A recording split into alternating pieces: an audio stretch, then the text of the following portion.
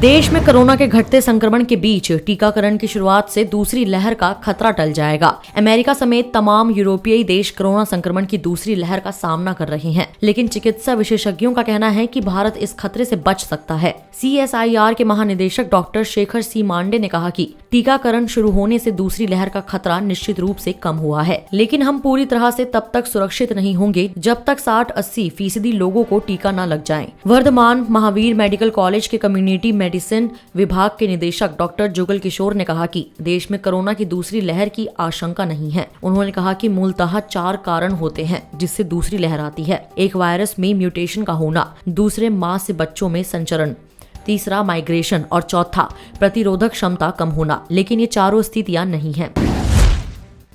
बिहार में वाणिज्य कर विभाग ने पटना के भागवत नगर में एक फर्जी फर्म पकड़ी है। विभागीय इंटेलिजेंस की जांच में इस फर्म का बड़े पैमाने पर फर्जीवाड़ा सामने आया है। फर्म द्वारा बिना किसी माल की सप्लाई किए ही 173 करोड़ के इनवॉइस जारी किए गए। इसमें 27.2 करोड़ की GST चोरी का खेल शामिल है।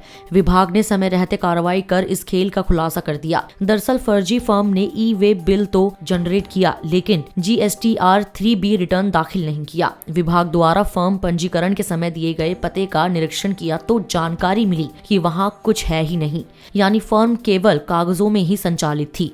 विभाग ने इस पर तुरंत कार्रवाई करते हुए फर्जी फर्म के GST पंजीयन निलंबित करने और दूसरे फर्म को ITC का लाभ देने पर रोक लगाने की जानकारी दूसरे राज्यों के वाणिज्य कर विभाग को भी दे दी है। वहीं इस खेल में शामिल बिहार के डीलरों के खिलाफ भी विभाग कार्रवाई की तैयारी कर रहा है।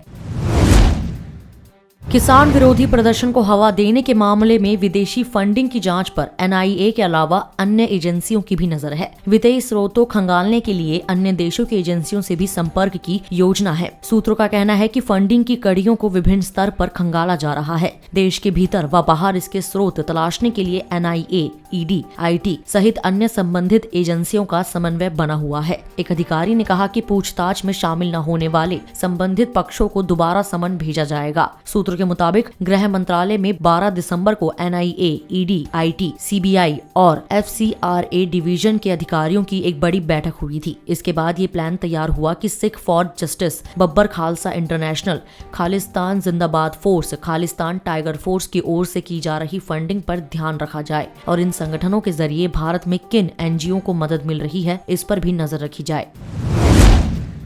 सरकार और आंदोलनकारी किसान संगठनों के बीच मंगलवार को होने वाली 10वें दौर की वार्ता एक दिन और आगे खिसक गई है। 19 के बजाय अब 20 जनवरी को किसान संगठनों और सरकार के बीच बात होगी। यह महज संयोग है कि उसी दिन सुप्रीम कोर्ट में भी सुनवाई प्रस्तावित है। सुप्रीम कोर्ट में अलग पीठ के कारण सोमवार की सुनवाई बुधवार के लिए आगे खिसकी। अब मंगलवार को सुप्रीम कोर्ट की बनाई कमेटी की पहली रस्मी बैठक होगी। उधर एक और मोर्चे की सुगबुगाहट के बीच लिखित माफीनामे के बाद गुरनाम सिंह चढ़ूनी से संयुक्त किसान मोर्चा ने फिर नजदीकी बना ली है। यह महज संयोग है कि मंगलवार की वार्ता की रणनीति बनाने के बाद जब किसान नेता दिल्ली NCR के बॉर्डर पर सो रहे थे कि अचानक वार्ता 19 के बजाय 20 को होने की सूचना आई। कई किसान नेता सोमवार की रात तक वार्ता स्थगित करने के सरकार के फैसले से बेखबर थे। भाग्यू डकौंदा के बूटा सिंह बुर्जगिल ने भी अनभिज्ञता जताई, जबकि वह सरकार से वार्ता वाले इस शिष्टमंडल की सूची में तीसरे पायदान पर है।